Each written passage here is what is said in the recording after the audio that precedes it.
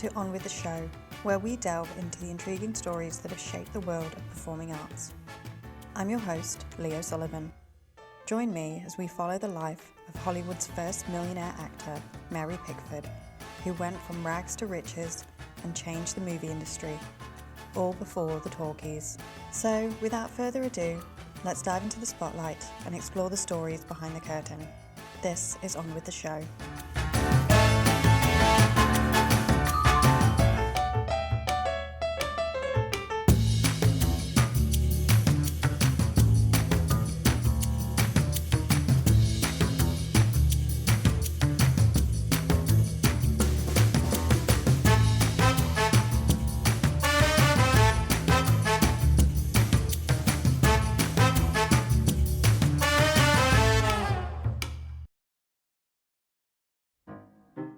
Mary Pickford was born Gladys Louise Smith in Toronto, 1892. The eldest of three siblings, all three Smith children became actors. Life was hard for the Smith family, with Mary's father dying when she was 6. After being widowed in 1898, Charlotte Smith began taking in boarders, one of whom was a Mr. Murphy, the theatrical stage manager for Cummings Stock Company, who soon suggested that Gladys, then age 7, and her sister Lottie, then age 6, be given 2 small theatrical roles.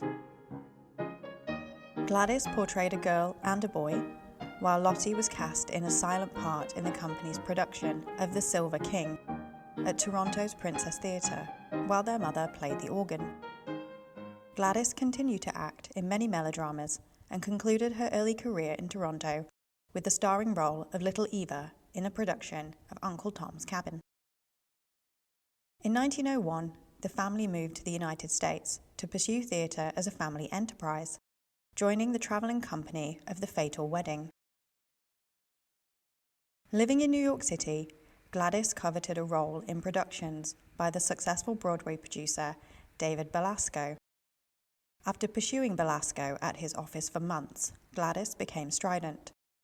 Hearing the outburst, an associate of Belasco opened his door.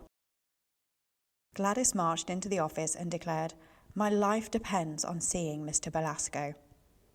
Her tenacity, and no doubt her beauty, won her an audition for the 1907 Broadway play The Warrens of Virginia. The play was written by William C. DeMille, whose brother Cecil appeared in the cast. Belasco hired her for the part at $25 a week, but was unhappy with her name. He liked her middle name instead, and for her last name, chose Gladys's maternal grandmother's last name, Pickford. Mary Pickford became her permanent stage name, and both her brother and sister went on to adopt the Pickford surname.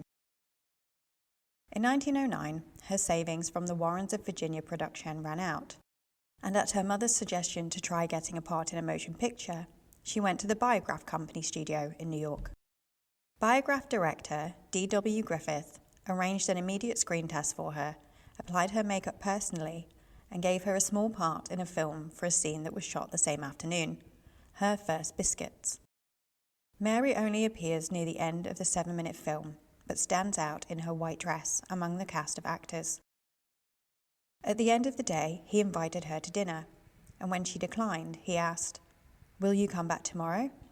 Our pay for everybody is $5 a day. We pay only by the day." "Mr. Griffith, I am a Belasco actress and an artist. I must have 10, said Mary. According to her account of this meeting, Griffith laughed and agreed. Mary said of her success at Biograph, "I played scrub women and secretaries, and women of all nationalities. I decided that if I could get into as many pictures as possible, I'd become known, and there would be a demand for my work. Nobody ever directed me, not even Mr. Griffith. I respected him, yes. I even had affection for him. But when he told me to do things I didn't believe in, I wouldn't do them. I would not run around like a goose with its head off crying, 'Ooh, the little birds! Ooh, look, a little bunny.' That's what he taught his ingenues, and they all did the same thing. "I'm a grown girl. I'm 16 years old. I won't do it," I said. "You do it," he said, "or you'll leave." "All right, I'll leave. I'll go. I won't do it." But he taught me a lot. The journalist, Adela Rogers St. John, would later describe Mary as the woman who was known to more people and loved by more people than any other woman that has been in all history. She appeared in 51 films in 1909, with her first starring role being the violin maker of Cremona, opposite future husband Owen Moore. Owen and Mary were married in 1911. Mary was 18, Owen 23. Mary knew that her mother Charlotte did not approve of Owen, so initially she concealed her marriage from her mother and the public. Soon though, Owen Moore's temper and alcoholism surfaced, and as Mary's career took off, her marriage fell apart. Mary left Biograph in December 1910. The following year, she starred in films at Carl Lamelle's independent moving pictures company. IMP was absorbed into Universal Pictures in 1912. Unhappy with their creative standards, Mary returned to work for Griffith and made her last Biograph picture, The New York Hat, later that year. She returned to Broadway in the David Belasco production of A Good Little Devil. This was a major turning point in her career. Mary had always hoped to conquer the Broadway stage, but discovered how deeply she missed film acting, and she decided to work exclusively in film. The previous year, Adolf Zucker had formed Famous Players in Famous Plays. It was later known as Paramount Pictures, one of the first American feature film companies. Mary left the stage to join Zucker's roster of stars. Zucker believed film's potential lay in the recording of theatrical players in replicas of their most famous stage roles and productions. Zucker first filmed Mary in a silent version of A Good Little Devil. The film, produced in 1913, showed the play's Broadway actors reciting every line of the dialogue, resulting in a film that Mary later called one of the worst I have ever made. It was deadly.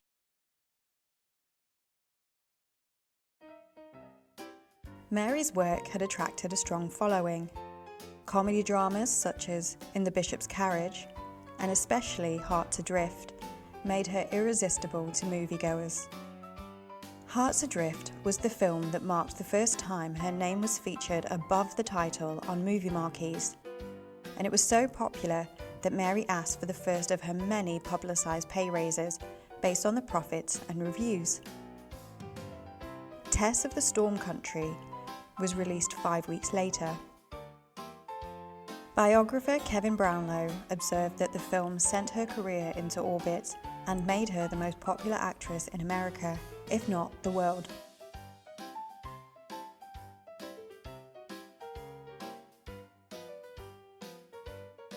In June 1916, Mary signed a new contract with Zucker that granted her full authority over the production of the films in which she starred, and a record-breaking salary of $10,000 a week. In addition, Mary's compensation was half of the film's profits, with a guarantee of $1.04 million, the equivalent of $23.29 million in 2025, making her the first actress to sign a $1 million contract.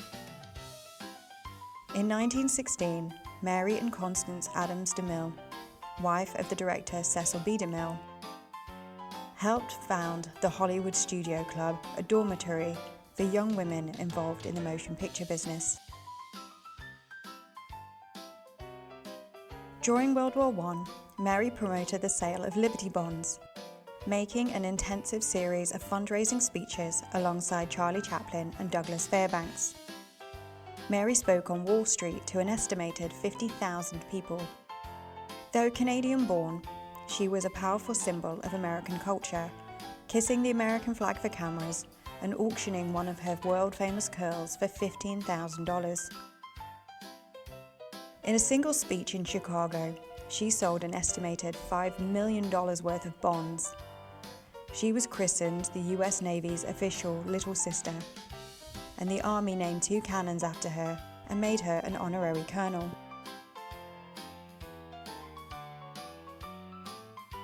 At the end of World War I, Mary created the Motion Picture Relief Fund, an organisation that helped financially needy actors. Leftover funds from her work selling Liberty bonds were put towards its creation. In 1918, Mary's contract with Zucker expired, and when refusing Zucker's terms for renewal, she was offered $250,000 to leave the motion picture business entirely. She declined and went to First National Pictures. In 1919, Mary, along with D.W. Griffith, Charlie Chaplin, and Douglas Fairbanks, formed the independent film production company United Artists. Before United Artists' creation, Hollywood studios were vertically integrated, not only producing films, but forming chains of theatres. Distributors, also part of the studios, arranged for company productions to be shown in the company's movie venues. Filmmakers relied on the studios for bookings. In return, they put up with what many considered creative interference. United Artists broke from this tradition. It was solely a distribution company, offering independent film producers access to its own screens, as well as the rental of temporarily unbooked cinemas owned by other companies. The producers who signed with UA were true independents, producing, creating, and controlling their work to an unprecedented degree. As a co-founder, producer, and star of her own films, Mary became the most powerful woman ever to work in Hollywood. In 1920, her film, Pollyanna, grossed over $1.1 million, the equivalent of $17.6 million in 2025. She and Charlie Chaplin remained partners in the company for decades.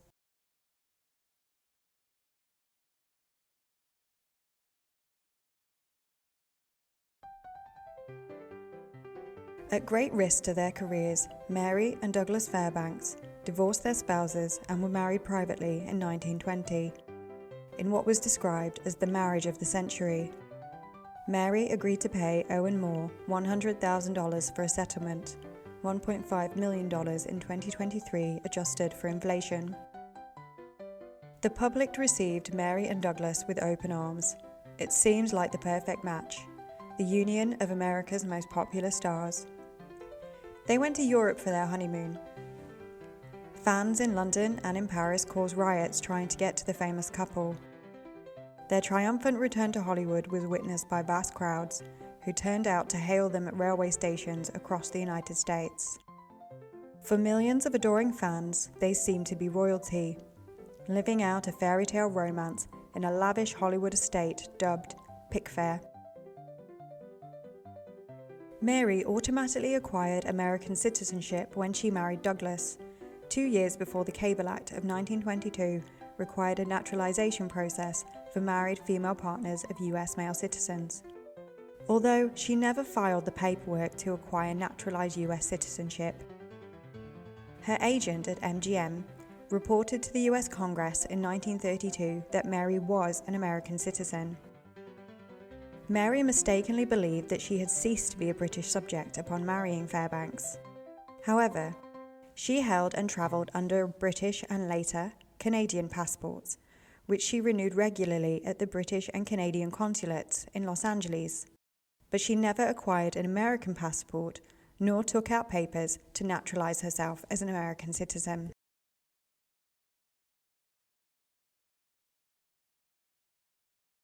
In 1921, Mary made one of her most iconic movies, Little Lord Fauntleroy, in which she played 2 parts, the little boy and his mother. This was the second time Mary had played a dual role on screen. The first, back in 1918, had been Stella Maris, and many considered that film to contain some of the best dramatic work she ever did. Fauntleroy was especially designed to be a crowd pleaser. Tricks of perspective, as well as oversized props and sets were used, with the added difficulty of having to create the illusion of both Mary as a child and a considerably taller adult Mary as mother. The image of the boy, Fauntleroy, with long, thick Mary Pickford-style curls, comes from the original illustrations for the book. It was a perfect role for Mary, who had begun to tire of playing children. She took delight in the intentional tweaks to her persona, represented by the little lord's desire to have his hair cut. And with his mother's insistence, "Cedric, I cannot bear to have you grow up." Fauntleroy became Mary's second highest grossing feature at that time.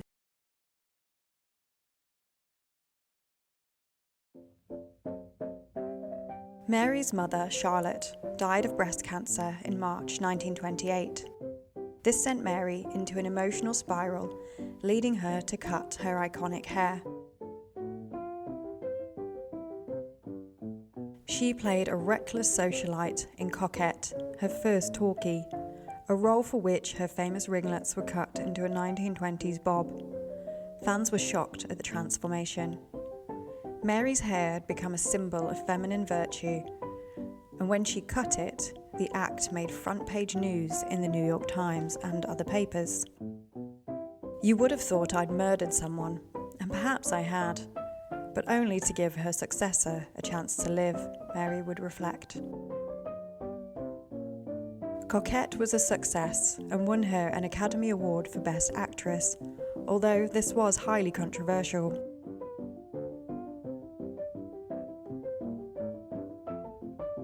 The public failed to respond to her in a more sophisticated role. Like most movie stars of the silent era, Mary found her career fading as talkies became more popular among audiences. In 1932, Mary spearheaded the Payroll Pledge Program, a payroll deduction plan for studio workers who gave 0.5% of their earnings to the Motion Picture Relief Fund. As a result, by 1940, the fund was able to purchase land and build the Motion Picture Country House and Hospital, which still operates to this day. She retired from film acting in 1933, following 3 costly failures, with her last film appearance being Secrets. Mary returned to the stage and went on tour with the stage version of Coquette. She also appeared in a season of radio plays for NBC in 1935 and CBS in 1936. In 1936, she became the Vice President of United Artists and continued to produce films. The public nature of Mary's marriage to Douglas Fairbanks strained it to breaking point.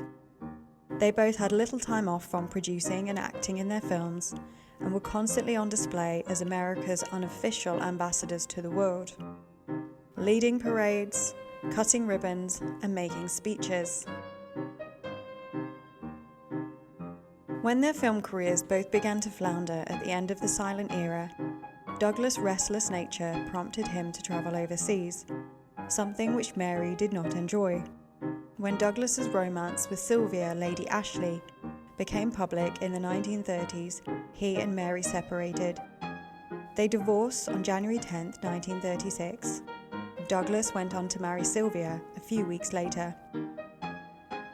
After retiring from the screen, Mary became an alcoholic, as her father had been. Her siblings, Jack and Lottie, both died of alcohol-related causes in 1933 and 1936.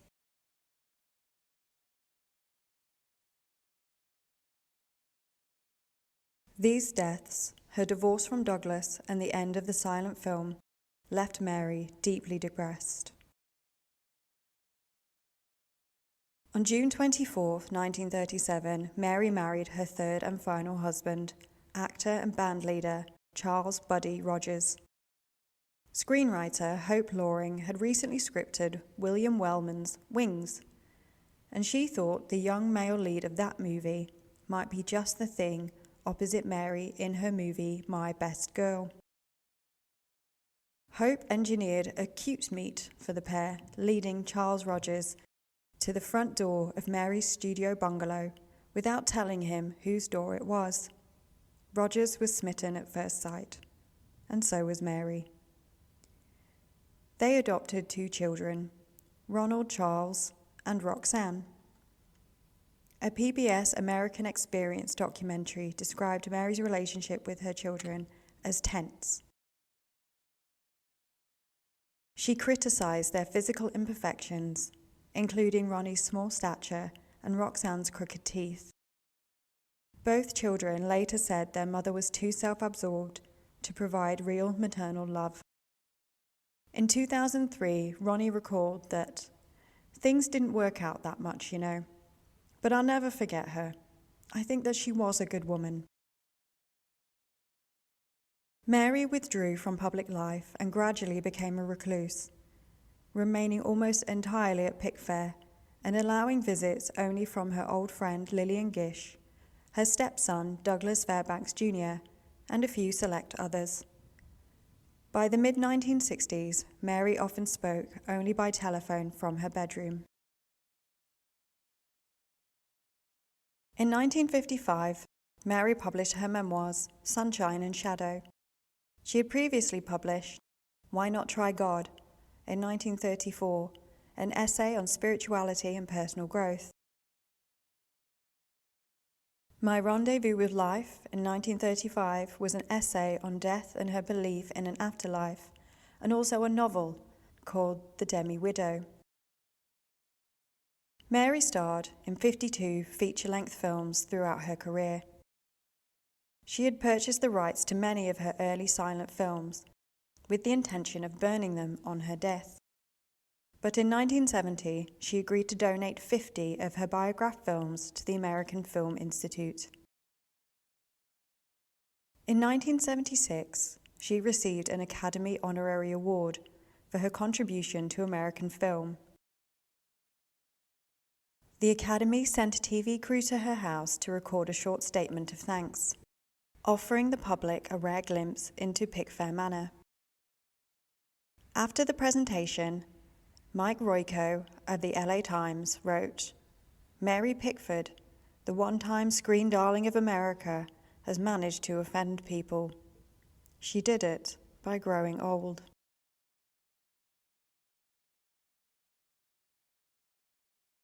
Towards the end of her life, Mary made arrangements with the Canadian Department of Citizenship to officially reacquire Canadian citizenship because she wished to die as a Canadian. Canadian authorities were unsure whether she had ever lost her Canadian citizenship, given her passport status, but her request was approved and she was issued official Canadian citizenship documents. She died on May 29, 1979, at Santa Monica Hospital of complications from a cerebral hemorrhage.